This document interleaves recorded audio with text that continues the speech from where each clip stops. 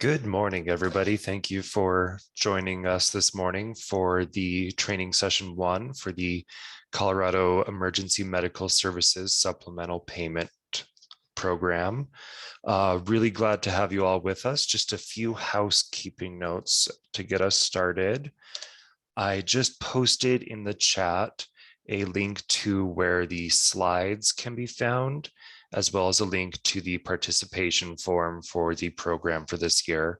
Please remember that we do need one of those forms for each provider, just so we make sure we have your up-to-date information and we can get accurate counts for who is completing cost reports. During this presentation, please feel free to make use of the chat feature to either drop in questions or comments throughout, or depending on where you are and your comfort level. Of course, please feel free to come off of mute and ask your question over the sound, and you can even turn on your cameras and we can be virtual face-to-face. If you would like to do that, you will also see under reactions, there will be a raise hand option. So if you do have a comment or question, if you do that, it'll make sure that we see you and can make sure to take the time to give you the floor. As you may have seen at the beginning of this, we are recording these trainings just like every year, and we will have one posted about midway through the month. So if you need to get a refresher on anything, or you have someone joining you to help with the cost report, you can always have them watch one of the trainings there. So as you know, this is a supplemental payment program we have in the state of Colorado. On the state side, you have myself, Daniel Harper. We also have Shannon Huska and Tracy Gonzalez supporting the program. And we do it with support from Public Consulting Group. And I will now turn the floor over to them.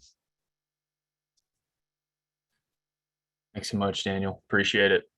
And thank you to the department for hosting us today. We're looking forward to connecting with you all.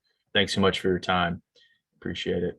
My name is Miles Brown with Public Consulting Group, PCG. I've been working on the Colorado EMS Supplemental Payment Program since its inception. So very excited and motivated to get rolling with year 4 with you all today. From our end, we have Garrett Abrahamson and Lori Bobb at the manager level, myself, of course, Ms. Damia Mendoza, who you all recognize certainly from Plain Point on the help desk. We're very excited to introduce Ms. Michelle Silvestre, who will also be serving on the help desk side of things from the PCG side. We're really here just to assist the department in any way, and you all as well, in relieving administrative burden and program support. So again, looking forward to get rolling with year 4 with you all. In looking at the agenda today for session 1, first, what we like to do before we kick things off is really tackle some acronyms or present some acronyms that will be referenced throughout today's presentation, both in session 1 and session 2. So we'll have a refresher there. We'll also take a look back on FY 2019-20 recap. So we'll take a look at last year, some key numbers, some cool trends that we like to call out as it relates to the growth of the program. From there, we'll pivot. We will just kind of lay the groundwork, lay the framework for this program. Why are we here today? What is the supplemental payment program? What's its purpose? Once we have that laid, then we will pivot towards the cost report requirements, or the data request, if you will. We'll tackle piece by piece, what are the reports that you need to pull in order to successfully complete your cost report. We'll also hit on a timeline. So break out your calendar and mark in some key dates for this upcoming year so that those are on your radar. We'll cover some key certification instructions. So once everything's all said and done, what are some key final steps to be mindful of to ensure that you receive your supplemental payment? And of course, we will include our contact info for both the department as well as the cost reporting help desk support team help desk line for you all to reference. Of course, there will be time carved out for questions at the end, but we certainly want this to be interactive. To echo Daniel in the department, please do feel free to come off mute Feel free to drop any questions in the chat along the way. You can raise your hand via Zoom. Definitely want to hear from you. Love to interact. If for whatever reason you prefer a more intimate setting, one-on-one, we will be sticking around afterwards, just hanging around in case anybody wants to pose any questions one-on-one after we go through the slides. So with that, let's dive in. We won't necessarily comb through these one by one. We just want to make a point to present, again, this list of key acronyms that we'll be referencing through any of the materials that you see through this program. The first mention of said acronym, will be spelled out. So please don't, feel like you need to memorize these right here on the spot. It's just a helpful slide to reference back to, just in case you get caught up with any of these acronyms here that we'll be referencing. It's one of my favorite slides throughout trainings. I just love to see trends from year to year and where we stand as it relates to help desk activity, participation throughout the state, and certainly, distributed supplemental funding. It's been interesting to see the trends as it relates to help desk activity. In years past, we've actually seen these closer to 500, 500 calls and emails come through. What that tells us is you all participating providers are getting a little more comfortable with the program as we progress, right? Of course, this could be 1,000 calls and we'd be just as happy. We definitely want to continue hearing from you. It's just interesting and cool to call out the progress that's being made, comfortability with the program here. 78 providers last year, tremendous growth. When we think about year one, 43 providers, year two, 63, now 78. So we'll see how things flush out for year four. Definitely encourage you all to spread the word to neighboring providers. And of course, 34 million in supplemental funding distributed throughout the state to public EMS providers participating in the program. So very, very exciting news here as it relates to rounding out year three. And with that, I figure we can roll out a pulse survey. This is important for us. I would like to gauge the room, read the room. How are you feeling about this upcoming cost report? I would love to see where folks land here. Is it I'm okay, or are you concerned, okay-ish, or confident? Please do submit your answers here so we can gauge where folks are and cater this session one accordingly. And if you don't mind, I believe there's a submit button down there in the bottom right. And then once you've selected your answer, that's how we'll know folks are coming through.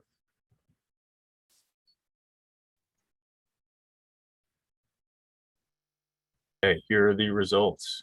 Okay, this is very helpful here. So luckily no one is at the or meh level. So we're checking out there at 0%.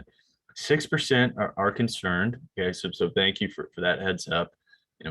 Today's goal is to get everyone comfortable and confident as you pivot towards the opening of the cost report, which will be done later this week after trainings are complete tomorrow. So that's what we're here for. I'd imagine the concerned folks perhaps are year one. This is your first year participating, or perhaps your organization participated in the past and you've been handed the torch, so to speak, and you're new in this role. So we'll get you caught up to speed.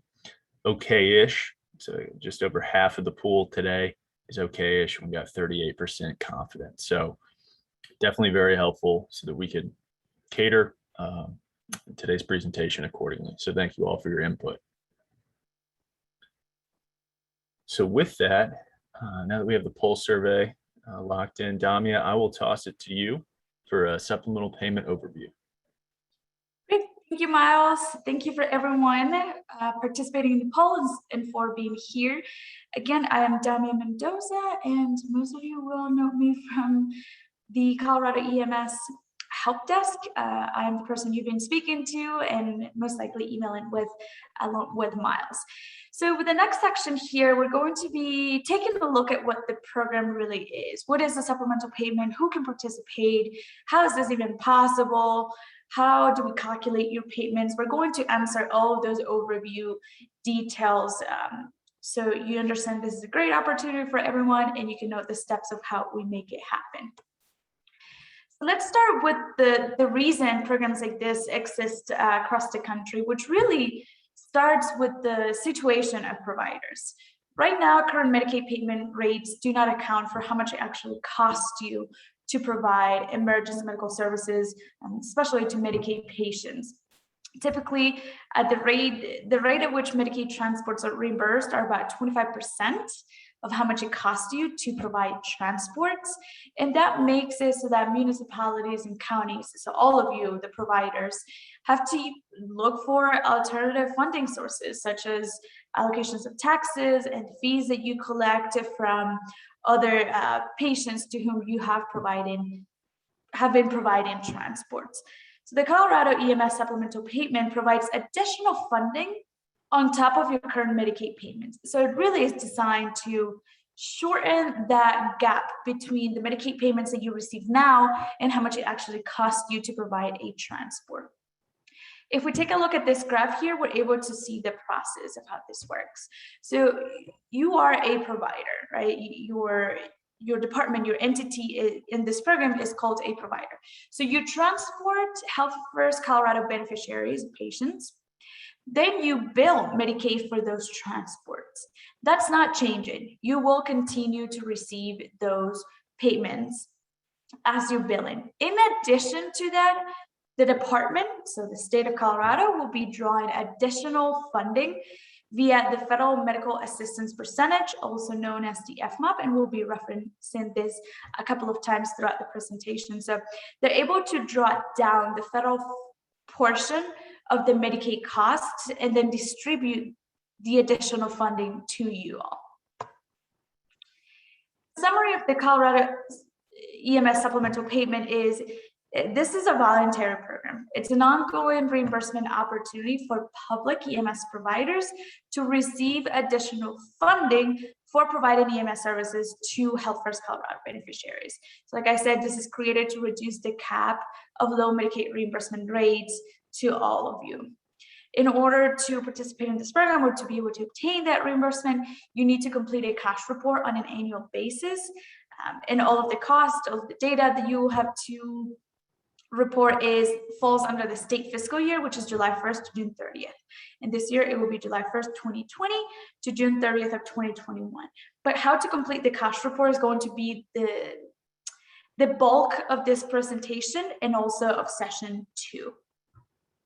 I do want to point out Colorado is very lucky to have a program like this. Most states across the country actually do not have an active program through which they can obtain additional funding. So this is certainly something to celebrate, and we hope more providers continue to make use of this great opportunity. As we go with the slides, we're going to dive into a little more detail every time about how the Colorado EMS supplemental payment works. So this program allows states to access additional federal funds for healthcare services. Medicaid is a joint program, meaning that each entity, the state and the federal government, are responsible for the shared costs. The expenses already incurred by the public provider represent the state share. So via this program, we're really focusing on the federal side of Medicaid costs. So in Colorado, the federal share is 50%. That means that the state is responsible for 50% of the costs and the federal government is responsible for the other 50%. But via this program, we're only concerned with the 50% that the federal government hasn't given you. But via this program, we'll be able to obtain that reimbursement. If we take a look at the graph on the right, the colorful one, we see a little more of what that process looks like. So remember, you bill in Health First Colorado fee-for-service payments, then you receive Health First Colorado fee-for-service payments as you bill in. That's on the state side. Then you complete the cost report on the ambulance service cost report portal. This is a platform through which you will report your data, but that mostly we'll discuss during session 2. And after you have gone through all of the requirements of this program, then you will receive the supplemental payment. The eligibility criteria. I keep saying public EMS providers when I'm referring to those participating in this program. And so we'll look into why that is. There's 3 pieces to the eligibility criteria. First is that you need to be enrolled as a Medicaid provider. you need to also be providing EMS transports to Medicaid enrollees. And that is absolutely essential, because via this program, you get reimbursement for those Medicaid patients. So if you're not enrolled as a Medicaid provider and you're not providing transports to Medicaid patients, then really isn't a point to this program. So that is key. You need to be working with Medicaid enrollees. And the third piece that's very important is that you are owned and operated by a governmental entity. That's why I keep saying public EMS providers. So really what that means is that if you're a private entity, you would not qualify for this program yet. So you have to make sure that you're owned and operated by a governmental entity. If you're having a hard time figuring out, well, do I meet this criteria? Do I not? You can always give us a call or get in touch with us, and we can help you brainstorm about it and help you figure it out. We have a little more detail here for those of you who are new. Some of these processes might not sound very familiar. Don't you worry. Well, by the end of this presentation, you will be aware of what all of this is. And I see that Daniel sent in the chat a participation form. So let's take a look at these steps. First, you need to be a public EMS provider. So again, you're owned or operated by a governmental entity. You need to bill Hearst First Colorado Transport. You also need to receive payments for those transports. 4, you fill out an intent of participation form. This is really a simple sheet. It takes a couple of minutes, and this is you saying, hey, I want to participate in this program this year. You have to complete that every year. So this form is what Daniel just sent via the chat. All providers, even returning ones, need to fill this out. It's just saying, hey, I intend to participate this year. Then you have to complete the FY 2020 and 21 cost report by November 29th of this year. So you have a couple of months to complete your cost report. And again, we'll walk you through what that looks like. After you've completed your cost report, there are a couple more requirements that you go through to for us to help you make your cost report as accurate as possible. And those are the following 2 points, which is complete the desk review.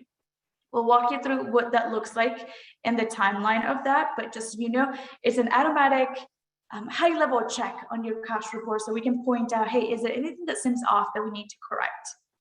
After the desk review that everybody goes through, then we have the comprehensive audit reviews. This is a very detailed review of your cost report. We're looking at every single number, every single little thing that you report on your cost report. Some people get selected once a year. Well, everybody has to go through this process once every 3 years. And we select 50% of the providers every year. So some years you'll get selected, some other ones you will not, but ultimately you will be selected at some point in the program. Number 8 is that you complete the cost report certification. This is once we have been able to calculate your payment for participating in this program. You sign the form, you upload it, and after all of that, by next year in September 2022, you'll be able to receive your supplemental payment reimbursement via the cost settlement process.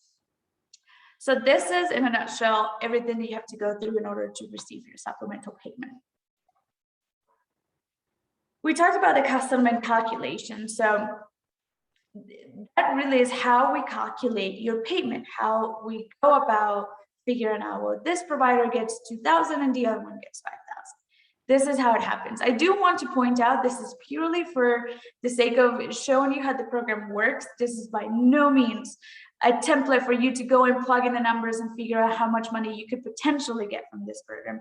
So please don't do that. You will be disappointed. It will not be accurate. So just take this so you understand how things are calculated, so you understand the program, and that's about it. In this example, we are assuming this is a mixed provider, meaning this is likely a fire department that also provides ambulance services. So let's start with the total expenditures or the total budget. They have $8 million as total expenses, everything that it took for that fire department to provide services. Well, in this program, we're only concerned with figuring out how much of that is medical. Because remember, Medicaid has to do with medical services. So we need to be able to subtract all of the fire costs.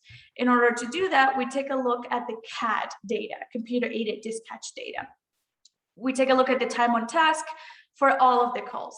And so once we take a look at all of the CAD data, we notice that out of all of the time that this provider spends serving their population, 75% of that time is solely dedicated to emergency medical services. So now we know what to apply to the total budget. We apply the 75% to the $8 million, and then we're able to know these are purely the medical costs, which would be $6 million in this case. Then we wonder, well, that's in total, but how much on average does it take this provider to just do one transport? In order to do that, we obtain you total transports. This is everybody. This is not just Medicaid. This is Medicare. This is self-paid. This is uninsured. This is private insurance, out of state, everyone. So we take a look at all of your transports in that year, and we divide that by the total medical cost. That's how we come up to your cost per transport. This is your average cost per transport. In this case, it's $1,200. So this provider on average it costs them $1,200 to just do one patient, to provide transport to one patient. Now, out of all of those transports, about 250 are Medicaid patients or Health First Colorado fee-for-service patients. So now we know how much it takes on average to provide one transport. Now we know how many eligible transports we have for this program. We multiply that and we come up with your total cost of providing Health First Colorado transports, which in this example is $300,000. So now we know how much it took for you in that year to only serve Medicaid patients, the ones that we're concerned about via this program. But we know you have been receiving some money from the state, and that's your Health First Colorado paid claims. Because you've already been compensated for that, for some of those costs, we're going to subtract the Health First Colorado paid claims. In this case, it's $75,000. So we subtract that from your total cost of providing Health First Colorado transports, right? So now we have your total uncompensated cost for providing EMS to Medicaid patients. Remember, this program is only concerned with the federal portion. So we're applying the FMAP, Federal Medical Assistance Percentage. In Colorado, that is 50%. So really what you're going to receive in this program is 50% of the total costs that you have not received for providing EMS to Medicaid patients. That's how we get to your total computable of $112,000 in this example. Now, there's a whole team of people managing this program. Obviously, PCG is the third party, the contractor, but you have a whole team of people making this program possible. So for that reason, there's a state administration of the program fee, which is 10%. So we're going to subtract 10% of your total computable. And after that, we get to your projected supplemental payment. This bottom line is what you get sent to you as a check after you have completed all of the process of the Colorado EMS supplemental payment.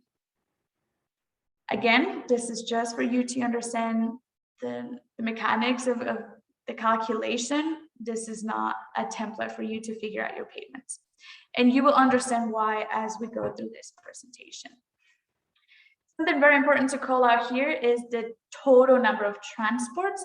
As you may have seen, this number is highly important to calculate an accurate settlement or supplemental payment. An allowable transport, what we mean by transport is an emergency ambulance transport of a patient to an emergency facility. So think of a 911 call, comes into your dispatch data, you go to the scene, and then you take that patient to the emergency room. That's what we mean when we say a transport. That also means that scheduled interfacility transports or even emergency interfacility transports, they didn't come in as a 911 dispatch call. So those are not transports. So remember, 911 call, you go to the scene, you take the patient to the ambulance, that is a transport. When we say total number of transports, we mean everything, not just Medicaid. Medicaid is what you get reimbursed for here. But when we ask for your total number of transports, we mean all kinds of patients, regardless of their insurance or payer type. So keep this in mind. We'll be hit it on this very often just because it's very important to understand what this really is. Let's see if there are any questions about the overview of the program. I'm not seeing any in the chat. So since you guys don't have any questions, I will be quizzing you to see if you got it. And if you didn't, that's okay. We'll be explaining it.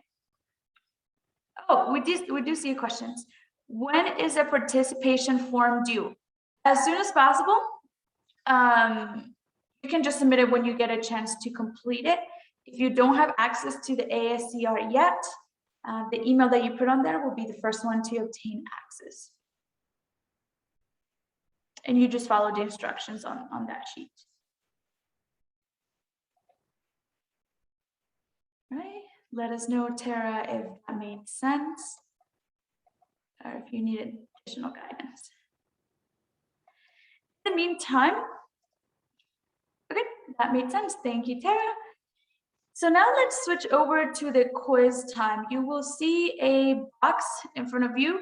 Just know that you can make this large so you can, I remember what the term is, you can expand it so you can see all of the questions and possible responses. So let's see here, question 1 is, which scenario aligns with your plan for Thanksgiving? Option 1, submitting the cash report by 11/24 and eating the most turkey as humanly possible, or eating turkey from the desk while you log onto the ASCR portal. Question 2 is, how should you calculate your supplemental payment amount FY 2020-21? Use the example provided on this presentation as a template. Wait until September 2022 when settlements are released, and do not budget for it unless it is official. 3, assume it will be the same as the previous supplemental payment. Just know that you have to select both options in order for you have to select an answer for both questions before you're able to submit your responses. Everybody is planning to complete the cash report early and going to enjoy with your families and eat turkey and have a good time without having to worry about the ASCR or this cash report. And that's definitely encouraging. Thank you so much, y'all, for at least being willing to accomplish that.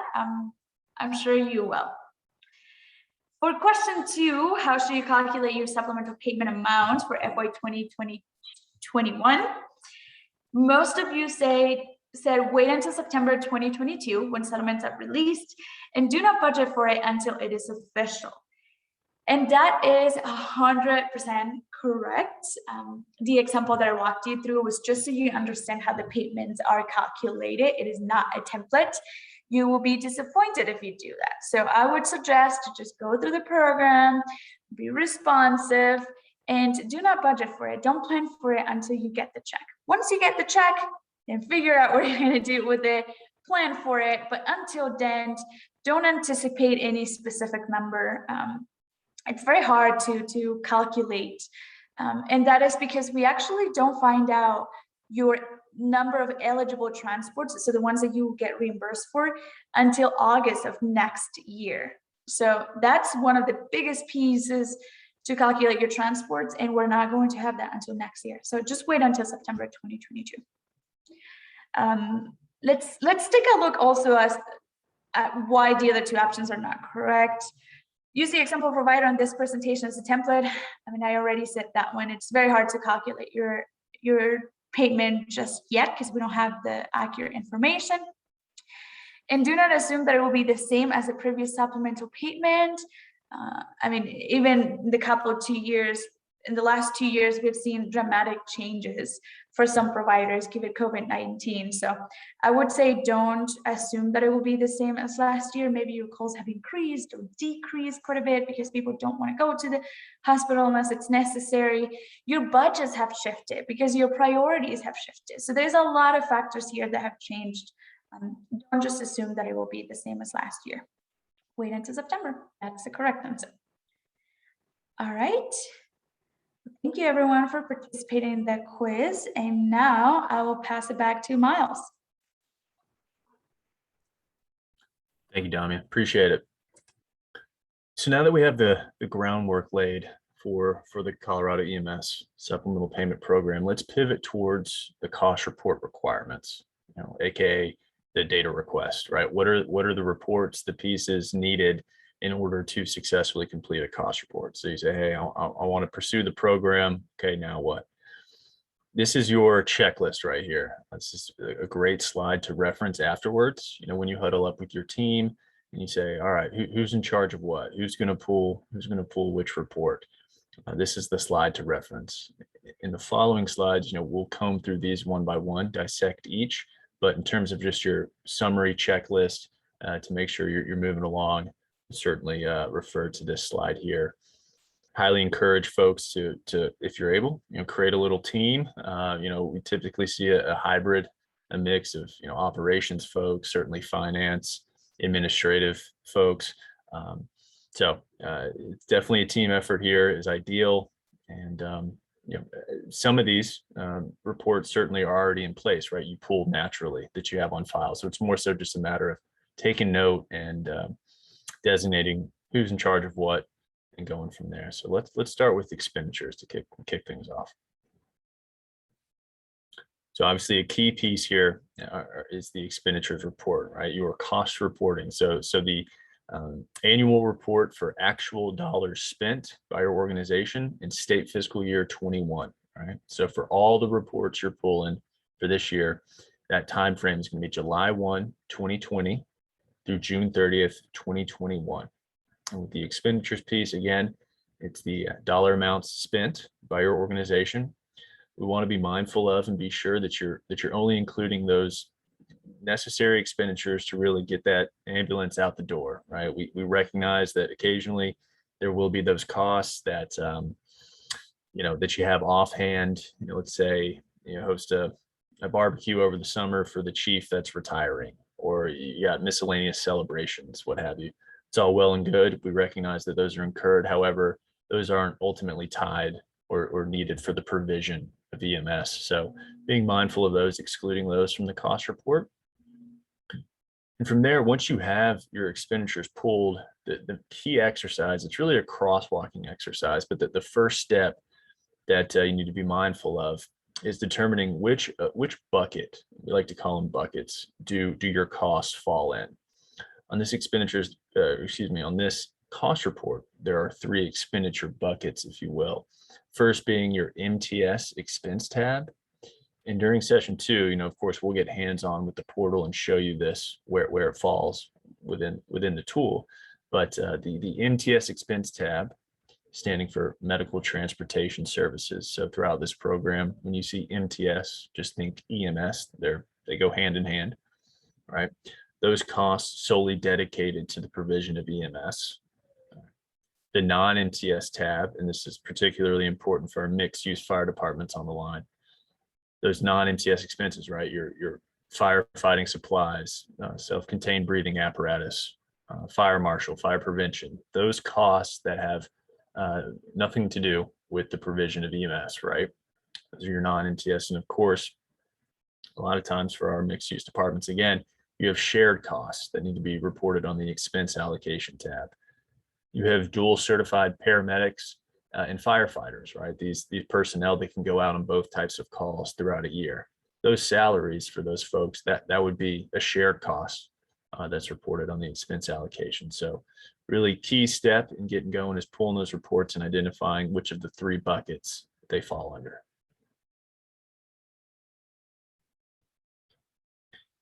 We recognize throughout the state that there are a number of reporting periods that providers report on, whether it be calendar, state fiscal, federal fiscal. So if if it's more comfortable for you, if it's more feasible, feel free to prorate your expenditures. So for this cost report, you would take 50% of 2020 and of course 50% of 2021 and combine the two to get to that annual amount. Okay.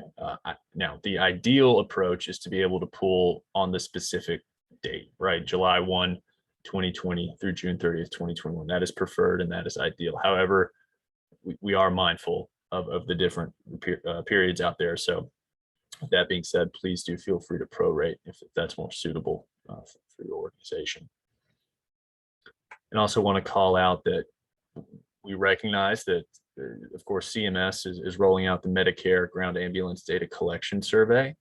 However, if you have been selected, please note that any reporting initiatives on that front, that is a separate and distinct initiative from this Medicaid cost reporting initiative. So unfortunately, can't recycle any cost reports or reports from that initiative or any other Medicare hospital-based reporting. Separate and distinct initiatives that we just wanted to call out here to avoid any confusion down the line.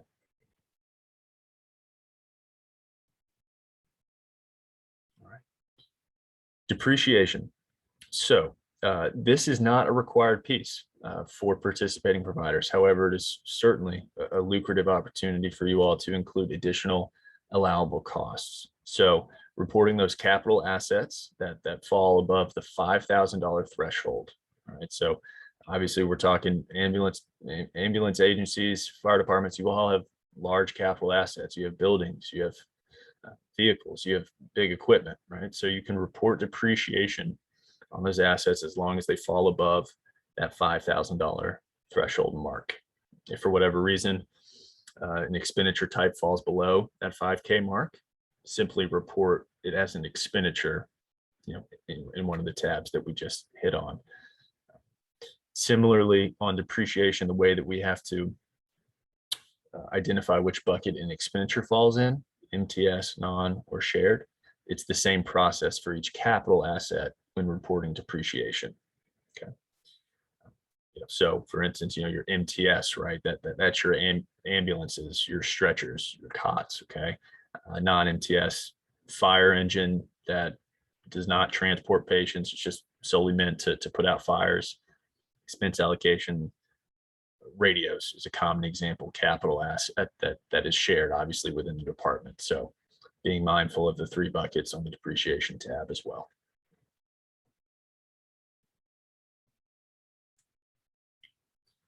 Here are the required fields when you go to report depreciation for each capital asset. Of course, you'll need the description of the asset or title, if you will. Okay. Again, expense type. So which of the 3 buckets does that respective capital asset pertain to? You'll need an asset number, a unique identifier, so that in the event of an audit, we're able to drill down on the respective asset and check. The month and year that it was placed into service, years of useful life, and from there, the ASCR portal will actually auto-calculate the month of year placed out of service for you on your behalf. So you're all set there.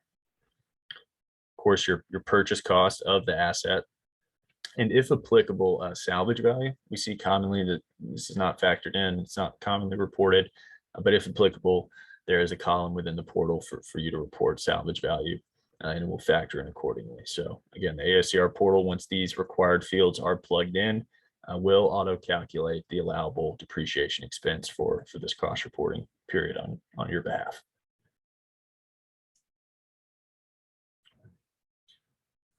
So we've been on expenditures and depreciation, and now we'll pivot towards your allocation statistic. Our mission here, right, through this program is to determine and calculate the true cost of providing direct EMS transports to Health First Colorado beneficiaries. That's the name of the game, right? So in order to do that, we need to harness an allocation statistic. And this is particularly important for those mixed use departments out there, those fire departments. Okay. This allocation statistic is a breakdown of the total amount of time that you all spent on EMS calls versus non-EMS calls, MTS or non-MTS. Again, they go hand in hand. So typically, as Damian mentioned earlier, we see this done through the utilization of a CAD report, computer aided dispatch report. So within that report, if you're able to pull, dispatch time minus clear time equals your total amount of time on a respective call. And then once you're able to categorize those calls as either EMS or non-EMS, that gets you down to your allocation statistic. And the reason why that's important is because that percentage is what's applied to any costs or any capital assets that are deemed as shared. Okay. On average, throughout the country, we see about 75% of mixed-use fire department's time is actually spent on EMS calls throughout a given year. So for the sake of example, that 75% is applied to the respective costs, and that's how much credit you get, or allowable expenditures that you get towards your cost settlement amount. So it's a key piece here to report, something to call out. Obviously we have a mix of ambulance only or EMS only providers on the call, as well as mixed use. So for the allocation statistic, we'll hit on this in session 2 in more detail, but it'll be 100% MTS duty for the ambulance only providers, because all of your time throughout a given year is dedicated to the provision of EMS. For our mixed use fire folks, that's where it gets a little more tricky, in that you got to calculate that non-EMS time. Okay. Again, we will show you what that looks like within the portal in session 2, but just wanted to call that here for the allocation statistics tab. To say fairly confidently that this will not be applicable to folks on the line. This is year 4 of the program. We've yet to see an approved cost allocation plan or indirect cost rate proposal factored into the cost report. You do have the ability to do so within CMS's approved cost reporting template. However, again, we haven't seen it yet, so I doubt that it is applicable, but we wanted to take the time to call it out here that if you do have an approved cap, it's a way to harness and include those allowable shared overhead costs that may exist within your organization, typically HR, utilities, legal, things of that nature. Again, most likely not applicable, but if you do have an approved cap and you wish to factor those costs in, give us a shout on the help desk, and we can walk you through that on the help desk.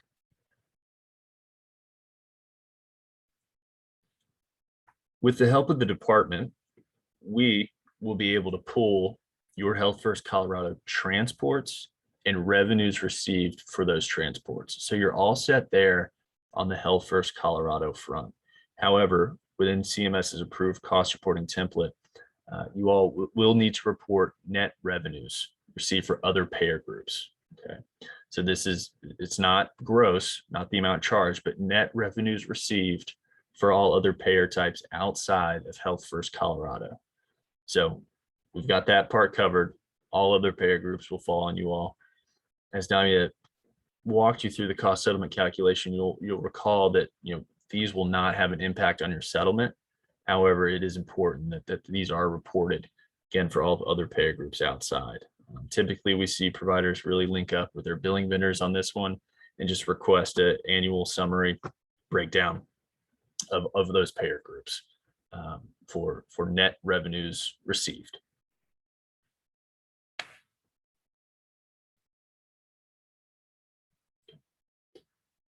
We may end up sounding like a broken record on the total transport fund or side of things, but it's just real important that we hit it home because it is a critical piece to the cost settlement calculation. Total transport. So please be prepared to pull a report that shows here are all of our total emergency transports that took place throughout state fiscal year 21. Right. This is critical in calculating your average cost per transport. It's reported on the final settlement tab, which we'll show you during session 2. And again, this total transport count, this should include all payer types, or all patient types, if you will. So Medicaid, private, Medicare, all patients, all transports that resulted from a 911 call and an emergency transport should be pulled and broken out by quarter on the final settlement tab here.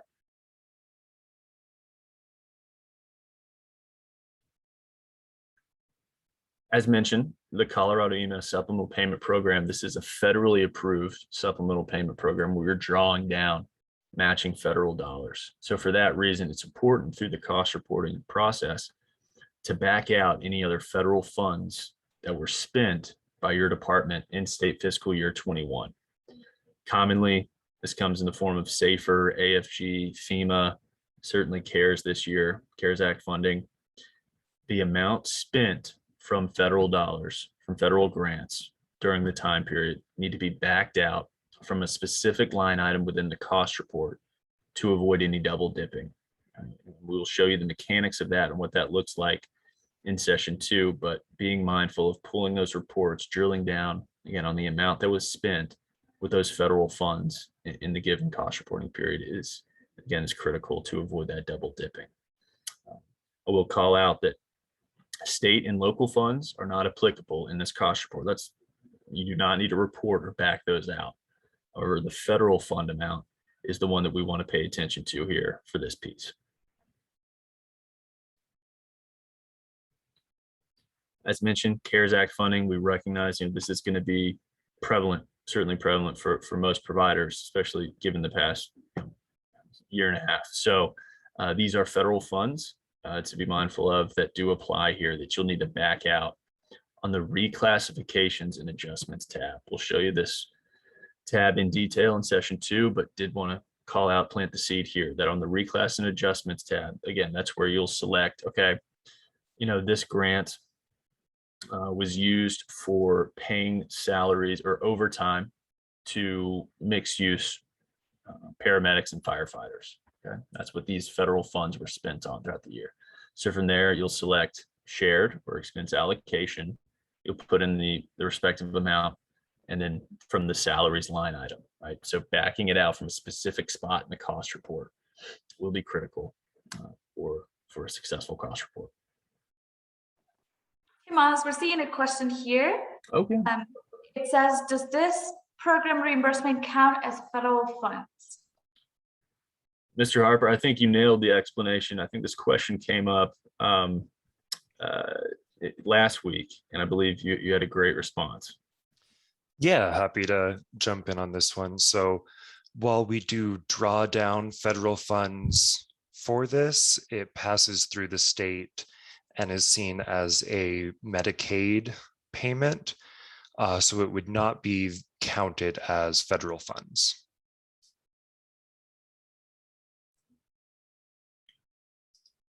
Does that make sense? Any more clarification needed?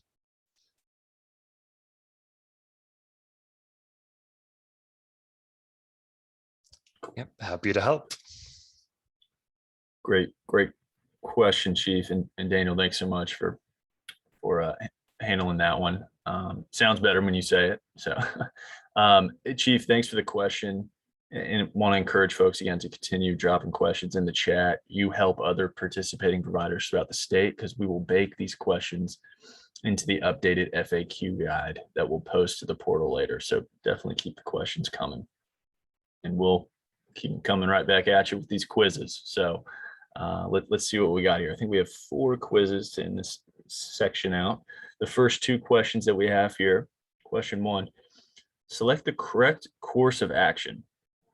Okay, so option 1, create working files, call the help desk, collect your data, and then certify the cost report. Option 2, collect the data, create your working files, and certify the cost report, and call us if you got any questions along the way. Option 3, first call the help desk to approve your working files, collect your data, and then certify the cost report. All right, so that's question 1. Question 2, select the detail that is not needed to report capital assets on the depreciation tab. Option 1, original cost. Option 2, useful life. Option 3, discount received. Or option 4, asset number. So as a reminder, you need to plug in both responses before you can click submit. You all are spot on. Step 1 is collecting the data, right? You got to pull those raw reports. That's step 1. From there, you're able to pivot towards your working files. That crosswalking exercise we mentioned, that's where you'll identify which of the buckets they fall under, which of the predetermined line items within the cost report your respective line items fall under. And then that's all in an effort to then certify your cost report. And of course, calling us along the way if you get tripped up. But I'm glad to see that we're all on board here with the flow. It's always best to take a stab at it before giving us a call, just so we have something to work with. So certainly option 3, we'll want to avoid. And then with option 1, it's kind of a trick question in a sense, because you can't really create your working files without pulling the raw data first. So A+ there on question 1. With question 2, so select the detail that's not needed, right? Well, if we go back to that slide that included the required fields needed for capital assets when reporting depreciation. So for the 7% that said useful life, so it's a straight line calculation methodology utilized for this program. So we absolutely need useful life, really purchase cost divided by useful life. So useful life is absolutely required. Okay. The asset number, so 40% had mentioned asset number. Again, in the event of an audit or a comprehensive audit review, what we'll do is we'll comb through all of your assets to ensure each one ties out, right? Still active and is allowable. And for that reason, we'll need a unique identifier, a unique ID or asset number through that process. So asset number is a required field. And then 53% got it right. Discount received, not applicable here, not needed for the calculation. So looking okay on that one, but did just want to dissect each one of these so that we're all on the same page. Of course, original cost is absolutely required. We'll need that for the calculation. So great work here. We have 2 other questions to round out this section. Okay. Question 3, if you will, under which ASCR portal tab should federal grants be reported? We hit on this as we rounded out the section. Option 1, they do not need to always be reported. Option 2, under the MTS expense tab, and it will carry over to the other expense tabs. Option 3, under the reclassifications and adjustments tab. Okay. Question 4, which of the following is the proper definition of total transports? Option 1, total Medicaid transports, because that is what is reimbursed. Option 2, all transports, including scheduled transfers, because those are still transports. Option 3, all emergency medical transports, those resulting from a 911 call. Let's see if we can 14 and 15 again, and just really grateful for y'all's participation. This is really helpful. Glad to see some of these are hitting home. So under which ASCR portal tab should federal grants be reported? And we hit on this at the end of the section, but 69% of you all are spot on. So reclassifications and adjustments tab is where the magic happens, so to speak, as relates to reporting those federal funds that were spent in state fiscal year 21. Okay, 19%. Just a heads up, it is very critical that you do always report those federal funds that were spent. That it's not optional. Again, we need to avoid double dipping with the feds. Let's say CMS comes through, they do a sweeping audit of the program. They see that you received $100,000 in SAFER grant. They've already given you that $100,000. They expected you to back that out when reporting. So definitely, they always do need to be reported if applicable. And then under the, so I can see perhaps where 13% of folks were coming through from on this. You probably are returning providers, if I were to guess, under the MTS expense tab, and it will carry over to the other. You may be referring to the functionality in the portal that allows you to add a unique row. You're able to add a row on the MTS expense tab. Let's say you have a line item that doesn't necessarily roll up into one of the predetermined categories. You're able to add a row and it carries over to the other expense tabs. Perhaps that's what you all are thinking, but reclass and adjustments tab is your go-to for reporting federal grants that were spent. Which of the following is the proper definition of total transports? All right, before we get to that, do just want to handle Christine's question here. So if CARES Act funding was received and reported in the July 2019 to June 2020 period, but spent over the course of the July 2020, June 21 period, does the expense still need to be reported? Okay, Christine, great question. Yes, so it's all about the spent date. So if you received it some other time, that's all well and good, but it comes down to when those funds were spent is when you need to back it out. So to your question, yes, if you received it in fiscal year 20 and only spent it in fiscal year 21, those do need to be backed out. Does that clear up the question in your scenario? Okay, great. Thank you for your due diligence. I know it's toss up. And I will say, to kind of piggyback off of that response, right?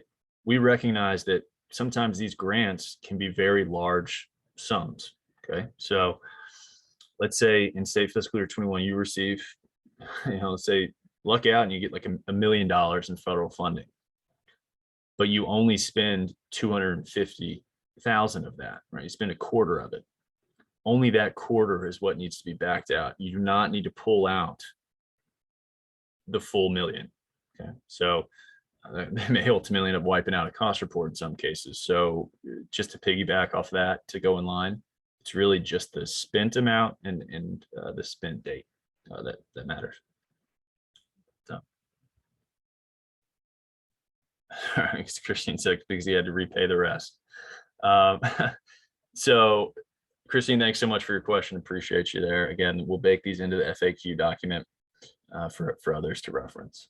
So as we round out, question 4 here. So which of the following is the proper definition of total transports? So 6% said total Medicaid transports because that is what is reimbursed. Okay, so we'll try and clear the air here. So and this will obviously all tie together after session 2 when we show you the tab within the portal for where these are reported. But total transports are reported on the final settlement tab. And when you do that, it'll require you to break out your total transports by quarter.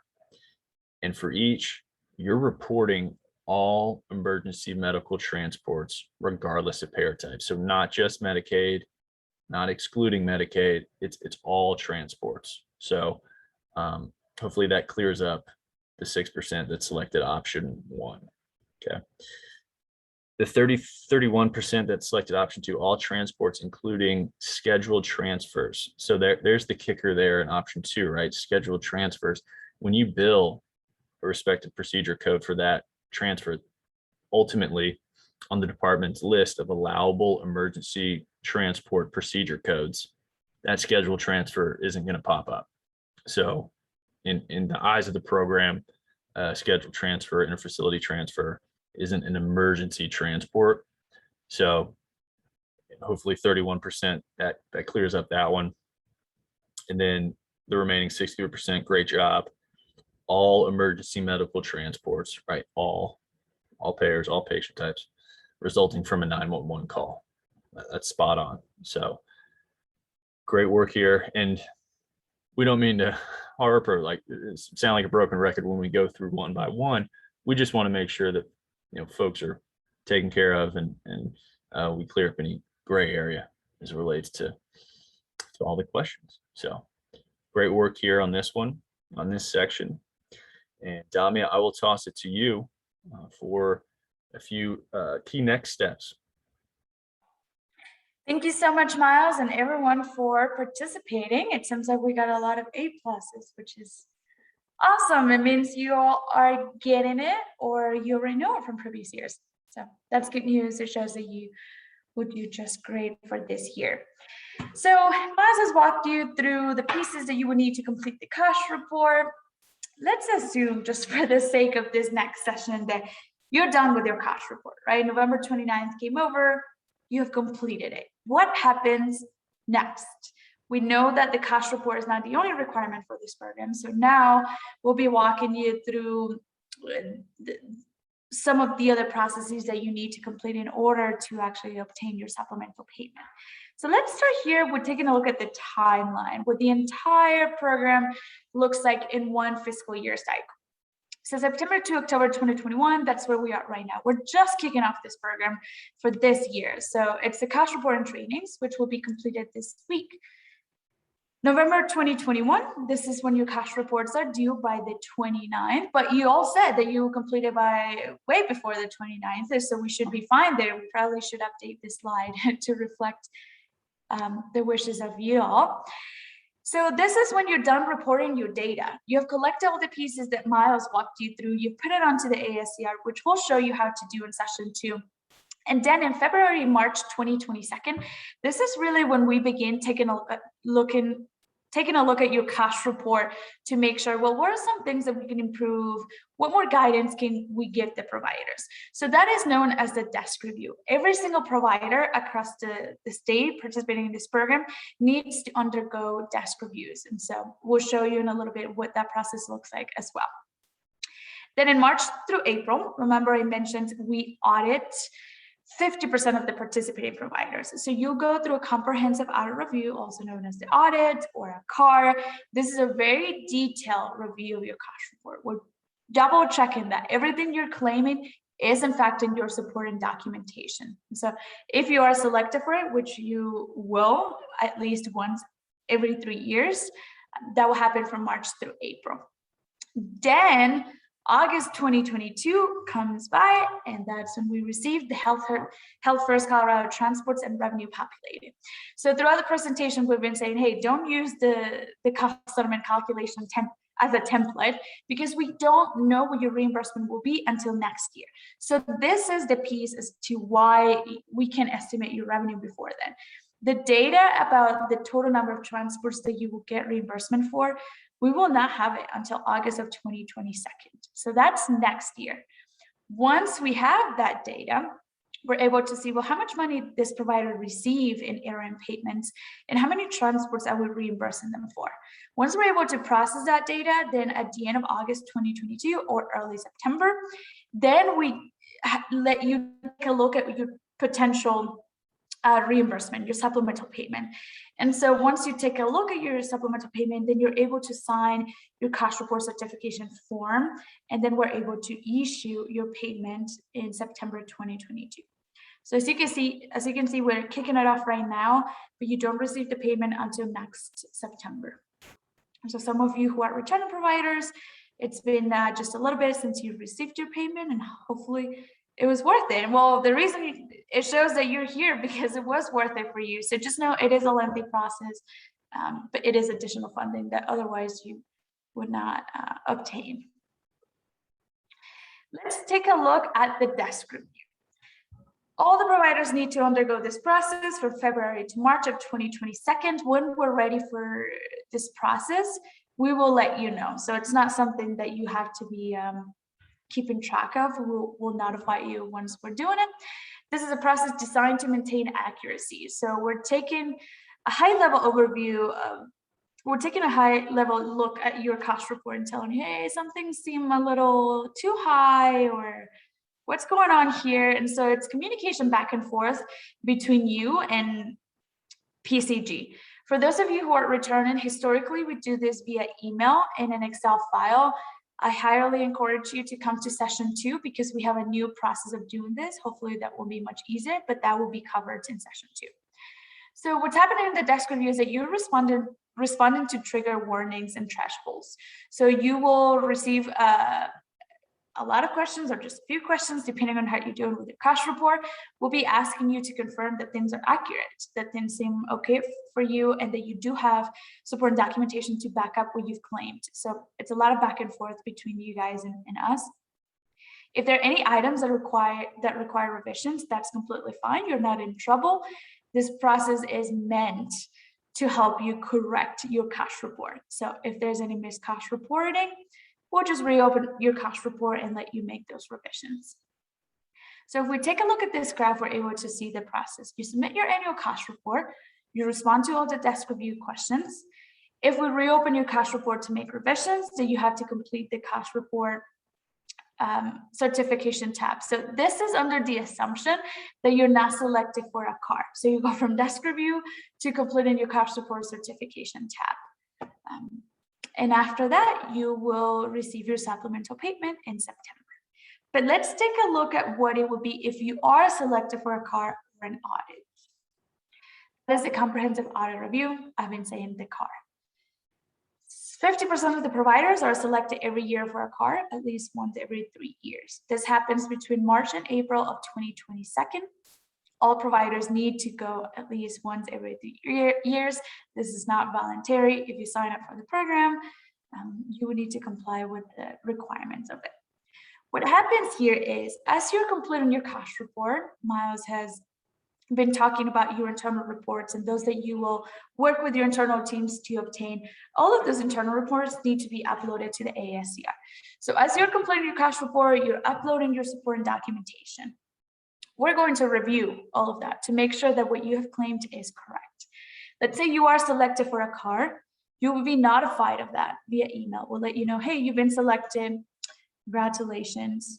It won't feel like a congratulations because you likely will not like it, but we're here to help you correct your cash report. So take it as a great opportunity that you will learn through this process. And then step 3 is you receive an email requesting further clarification. So we could request explanations to really understand why are you reporting the way you are, or we can ask for support and documentation, because if you claimed an ambulance, but we're not seeing that ambulance in your support and documentation, then we're going to ask you for evidence, essentially. And then the last step is that you will receive a list of required revisions. Very few providers every year don't have any revisions, meaning their cash report was spot on. But it's most likely that you will receive some revisions and then you have to make them on the ASCR.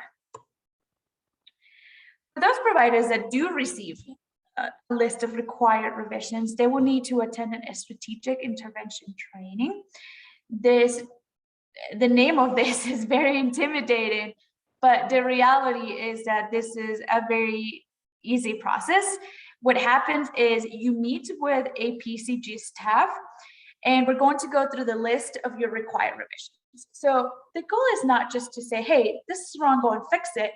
The goal really is for you to learn from those mistakes so you can avoid them next year, and for the cash report to become easier and easier for you. So we go through the list and say, hey, does this make sense? Do you understand why this was wrong? Do you understand why you need to make this change?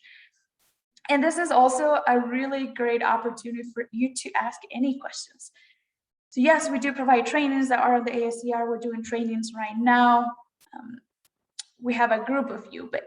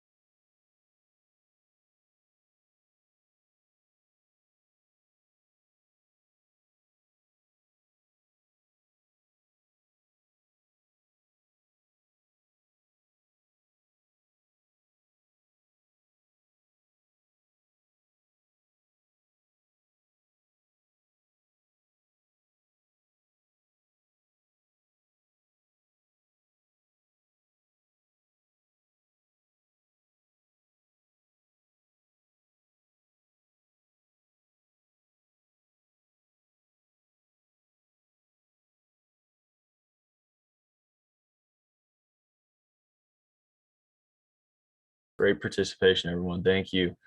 So 87% are spot on, right? They're nice, but really, the best approach here is to pretend honestly like this settlement doesn't exist, right? Until it hits your bank account. Okay. It's tricky and dangerous really to budget for a set number and go back to your finance director or your chief and say, hey, we are locked in for X dollar amount for next September. But we want to stay away from that because there's so many variables from year to year that can impact that final amount. So our message will be, don't budget for it and just wait until it hits. Okay. So for the 13% that said yes, they're so nice, they will. We will certainly take the time to walk through the cost settlement methodology with you. We can absolutely tie together, hey, this is how it works, and how the cost report lands on ultimately a settlement amount. However, we're not in the business and we're not going to be able to give you a projected amount for you to budget for. So just wanted to clear that up there for question one. Question two, it looks like we're close here, 80% spot on. The desk review process and the car processes, these are not voluntary by any means. They are requirements, as mentioned earlier in the presentation, to participate in the program. So every year, every provider goes through that desk review process, right? At that high level preliminary review to ensure that things are where they need to be. And then every year, half of the participating pool, right, at minimum once every 3 years, your organization will be selected for that comprehensive audit review. That's where we pull up your actual supporting documentation files, ensure that values match to a T, and we get pretty granular. So those are absolutely required elements of the program. So question two, or excuse me, option two for question two is a little bit of a trick question there. Yes, if you do it at least once every 3 years, it's very it's completely possible to be selected 2 years in a row. It's not just once every 3 years and that's it. That's the minimum. Okay, so it's very much possible and to be selected multiple years in a row. And I'm glad no one. Well, option three, the program itself is voluntary, right? Before you get rolling, no one's forcing you to be on the call today. You do not need to participate. There's no penalty to not participating. The program is voluntary. However, once you agree, you sign the intended participation form, we get rolling, and you ultimately want the settlement. At that point, the desk review and cars are very much non-voluntary, very much required steps. So great work here, everyone. So as we round out today, I think what we have here next are some contact info for folks to reference down the line. Before we get to that, though, of course, I want to pause for a discussion. And I know that I think we've got 14, 15 or so folks responding to quizzes.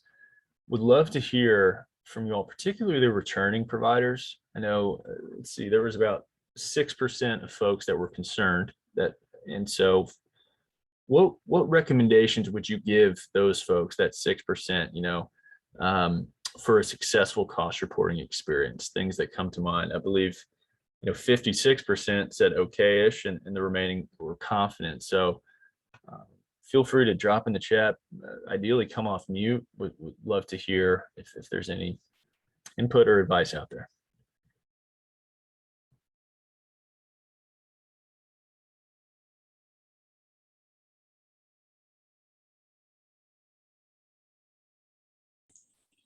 Miles, this is Eric Schultz. I'm with Adams County Fire. Can you hear me okay? Yes, sir. We got you. I'm relatively new to this process. Chief Baldwin's taken the reins of this mostly in the past.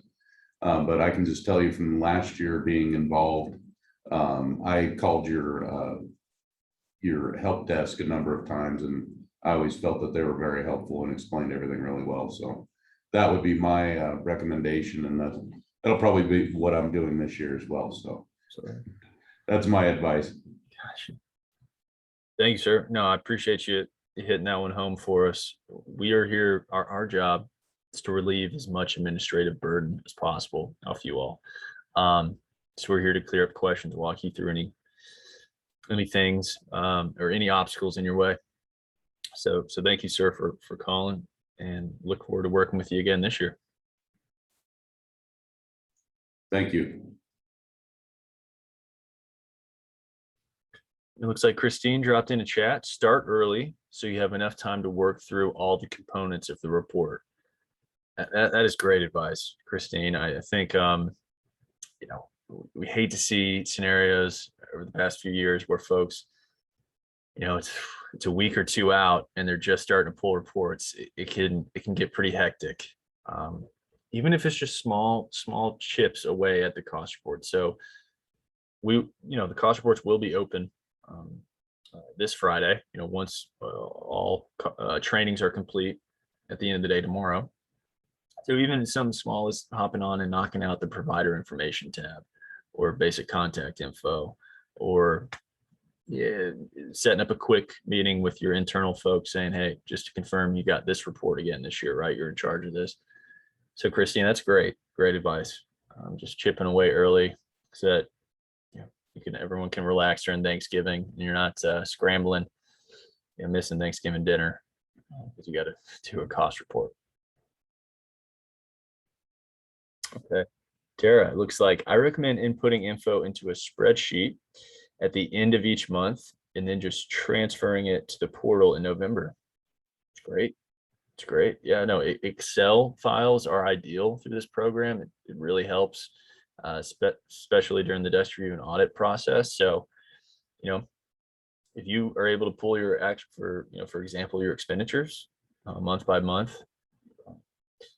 in Excel, that certainly makes it easy. You just tally up the totals and crosswalk from there. So Tara, that's great advice.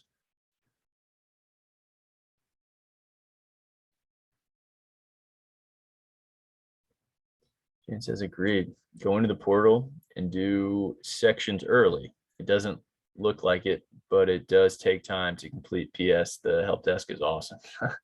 Appreciate you, Janet. Thank you. It looks like Janet is on board with just chipping away early, getting in there, getting comfortable, giving us a call as any questions come up. And as you pull the data, create the working files. It's great input. As Brittany said, we created an expenditure crosswalk that was suggested a couple of years ago, and it helped tremendously.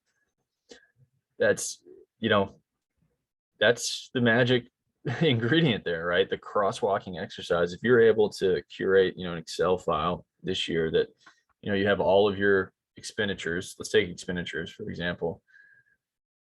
Every department is different. Everyone has unique naming conventions for their respective costs. However, we know that in the portal, in the cost report, there's that list of predetermined baked in categories that we need to crosswalk into. So it's a matter of, all right, we've got XYZ salaries over here. We feel that it most appropriately falls under this category, salaries category, right? Of course, there's going to be some new line items year over year, but primarily the bulk of your naming conventions, your line items remain consistent from year to year. Right. So if you have it on file from one year, you can reference the year prior. You have call it a cheat sheet or a playbook, right? That you can reference. You've already done the work last year. So now it's just a matter of including the updated amounts that were spent, but the categorizations really should remain consistent. So Brittany, thank you for that. This is great input, folks. Thank you. This is probably, I think, our best discussions yet, Damia. So we'd love to see that. Thank you all for your input. This was awesome. Let's round out today with some contact info just to make sure you got what you need. Of course, we have Mr. Daniel Harper here representing the department. Any questions that may come up along the way on the state side of things, the state administrative side of things, please reach out to Daniel. He's your main point of contact from the department side. Now, on the following slide, of course, you have our cost reporting support help desk number, as well as email. Open Monday through Friday, 9 to 5 Mountain. Give us a shout. Again, once once you've had a chance to pull your reports and take a stab at everything, we're here to clear up any questions. So, of course, we will pause and we will now open it up. We'll pause, and before we turn it to the department for closing, certainly wanted to carve out some time for any final questions, comments, or concerns before, again, the department closes.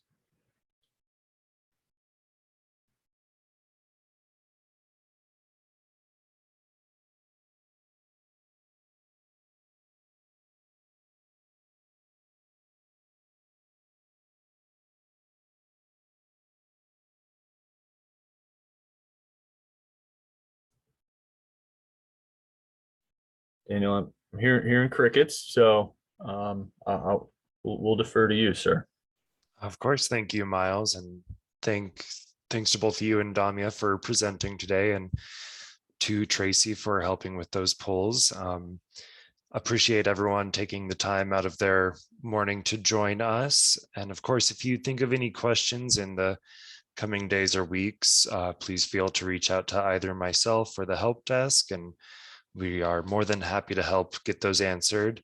I would also, recommend that everyone, when the FAQ is updated, just to go and check that out, because as Miles has mentioned, we do update that with questions from other training sessions. So there may have been something that was brought up that may be helpful to you. So definitely give that a glance. And as a reminder as well, we'll stay on the line for a couple extra minutes, just in case you have a question that you want to pose to us in a smaller setting. We'll be here for that as well. And then quick reminder that these trainings are recorded. So if you need to go back and reference something, or you have someone helping you with the cost report and you would like for them to watch these trainings so that they can get up to speed, those will be posted towards the end of next week on both the department website as well as in the cost report portal. Please make sure that you attend session 2 if you haven't already, and then be sure to get your participation form for the year in. Again, really appreciate all of you joining us again, and for your participation and questions and tips for new providers. And I hope you all have a great afternoon.